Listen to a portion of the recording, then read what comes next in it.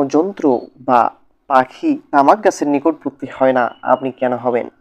কয়েক ফোঁটা নিকোটিন একটি কুকুর হত্যার জন্য যথেষ্ট। ধূমপান করে আপনি কেন নিজের টাকায় নিজেকে হত্যা করবেন? ধূমপান প্রায় 25টি রোগের কারণ, আর প্রত্যেকটি রোগ জীবনের জন্য বড় হুমকি। আপনি কেন নিজের টাকা খরচ করে রোগ কিনবেন? ধূমপান করে আপনি কেন ধূমপায়ী নামে পরিচিত হবেন? ধূমপান করে কেন আপনি নিজ সাথীদের কষ্ট দিবেন? অসুস্থতা আল্লাহর নিয়ামত, আর ধূমপান হচ্ছে অসুস্থতা। ভেবে দেখুন কোনটা গ্রহণ করবেন। আপনার মুখে ধূমপানের নিদর্শন নিয়ে কিভাবে মালাকুল মাউতের সাথে সাক্ষাৎ করবেন? ধূমপানের উপকারিতা কি? ধূমপানের আগে একটু চিন্তা করে দেখুন।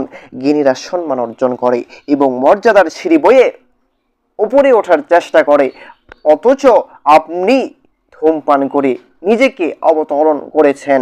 ধূমপানের খাতে ব্যয় করা প্রতিটি টাকার জন্য কিয়ামতের দিন আল্লাহর কাছে আপনাকে জবাবদিহি করতে হবে। কেননা আপনার সম্পদের প্রকৃত মালিকানা একমাত্র আল্লাহ তাআলা। তিনি আপনাকে এই সম্পদের মালিক বানিয়েছেন।